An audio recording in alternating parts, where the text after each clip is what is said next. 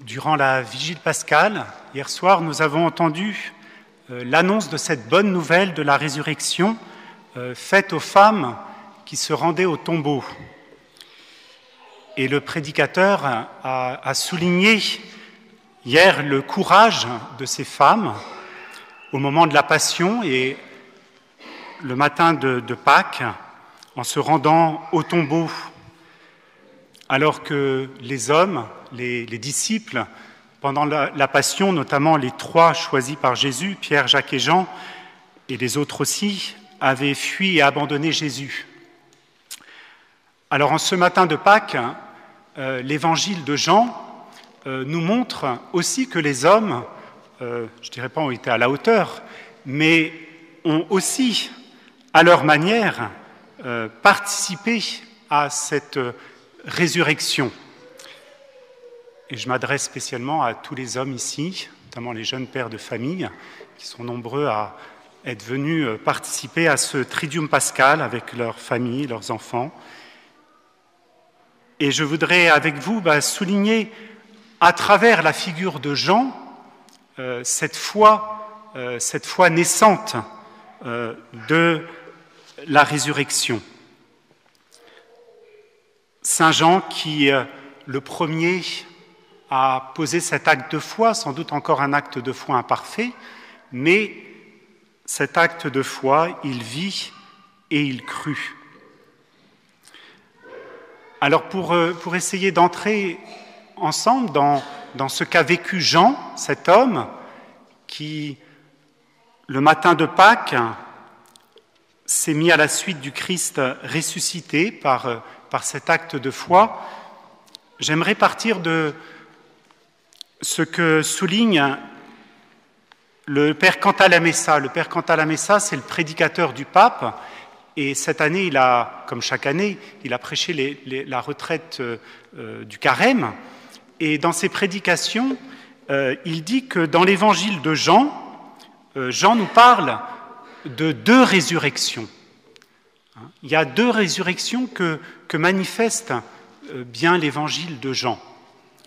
La première résurrection, c'est celle que nous célébrons, c'est la résurrection des corps, du corps de Jésus.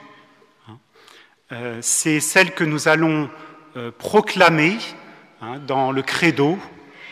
Je crois en la résurrection des corps, je crois en la résurrection d'entre les morts.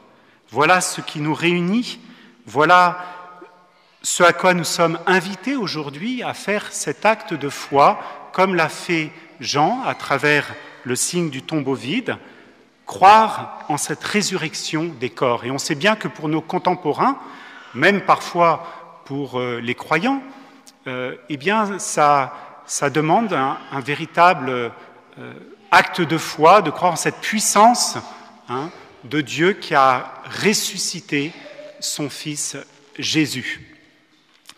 Et puis, il y a une seconde résurrection. Cette résurrection, on peut l'appeler la résurrection des cœurs.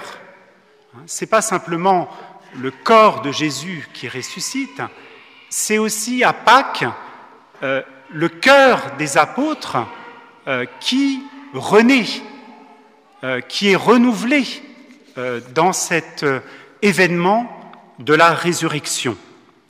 Et le premier qui vit cette résurrection du cœur, eh bien c'est Jean. Et ensuite, à sa suite, nous allons assister durant tout le temps pascal à cet renouvellement dans le cœur de Marie-Madeleine, dans le cœur des apôtres. On l'a entendu aujourd'hui à travers la rencontre du païen Corneille, qui va s'étendre ensuite aux païens, qui vont recevoir aussi cette vie nouvelle de la résurrection, et puis jusqu'à nous, qui sommes réunis aujourd'hui. Nous sommes ici pour que notre foi en la résurrection du Christ renouvelle nos cœurs. Et on l'a dit d'ailleurs dans la prière d'ouverture de cette messe, c'était ce que nous demandions à Dieu. Accorde-nous d'être renouvelés par ton esprit pour que nous ressuscitions dans la lumière de la vie. Alors cette résurrection des cœurs, c'est bien sûr celle de la foi, mais c'est aussi, peut-être pour la caractériser, une résurrection, un renouvellement dans l'espérance. Le cœur des apôtres, qui avait été comme meurtri, blessé par la passion de Jésus, qui était comme mort suite à la passion du Christ, triste, eh bien, au moment de la résurrection, ces cœurs vont renaître, vont revivre dans l'espérance. Et Saint Jean, dans cet évangile, nous montre comment le cœur d'un disciple du Christ, eh bien, renaît le matin de Pâques dans cette espérance. Alors j'y verrai 3 signes que j'aimerais méditer avec vous, trois signes que nous montre l'évangile d'aujourd'hui. Le premier signe que l'espérance renaît dans le cœur de Jean, et à travers Jean à sa suite des disciples, c'est le fait que le matin de Pâques, eh bien, Jean se met à courir. Il se met à courir avec Pierre, cette fameuse course au tombeau. Eh bien, c'est un signe de l'espérance.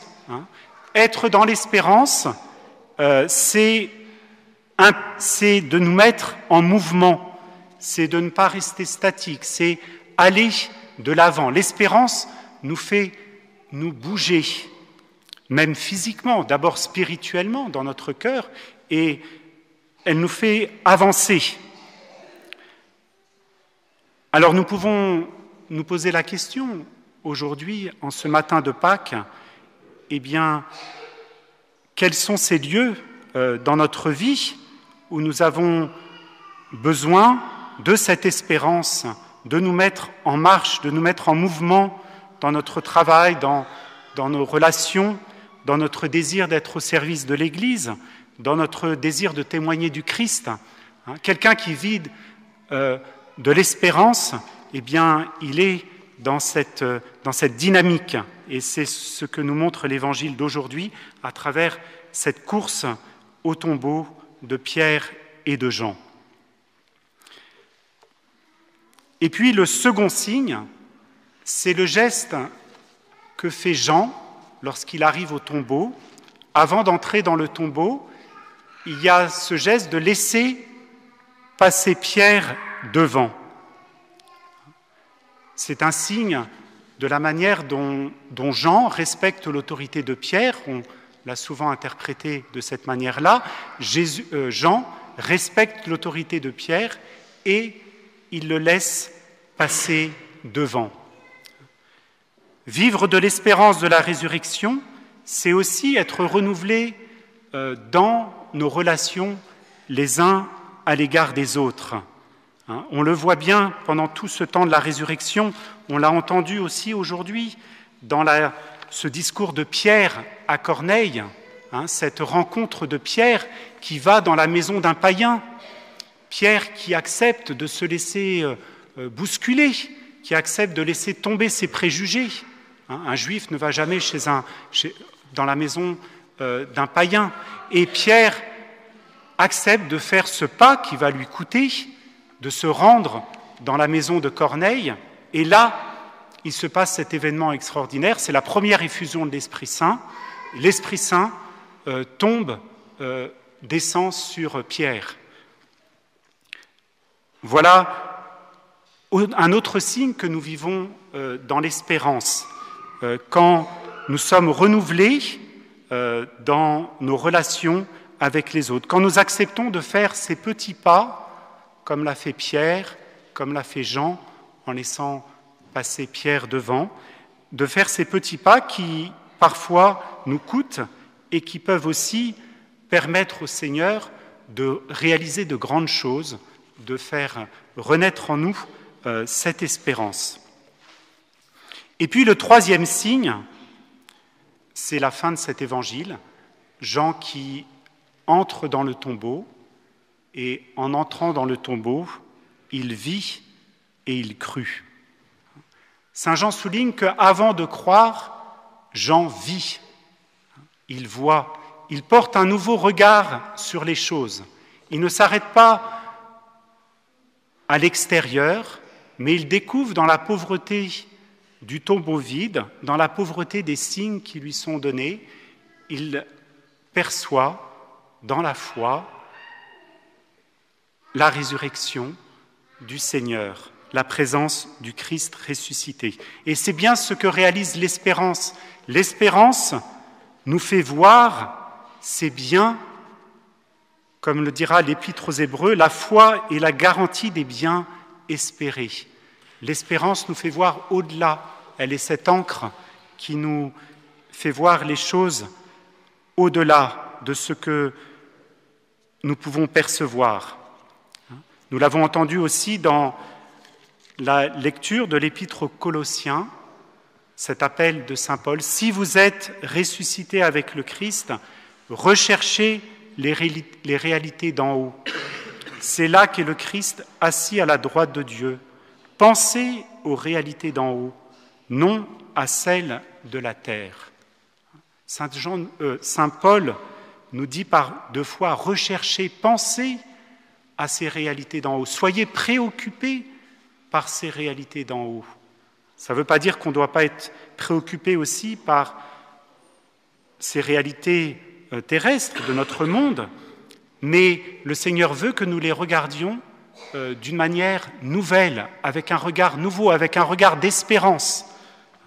C'est peut-être ce dont nous avons besoin le plus.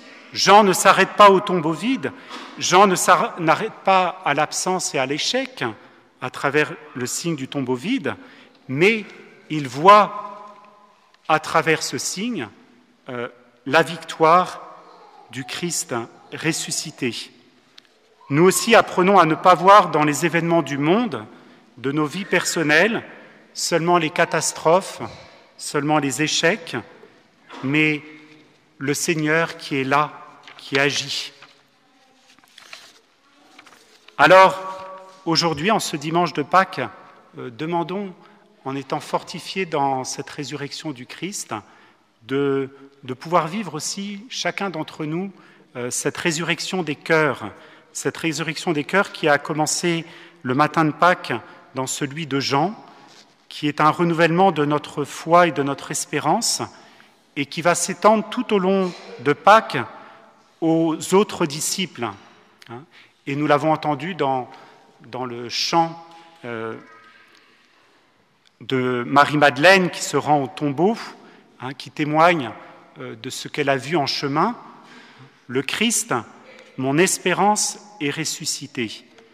Il vous précédera en Galilée. Voilà, alors que le Christ devienne notre espérance et que nous puissions cheminer durant ces 50 jours. Nous avons 50 jours pour que cette résurrection des cœurs se réalise en nous.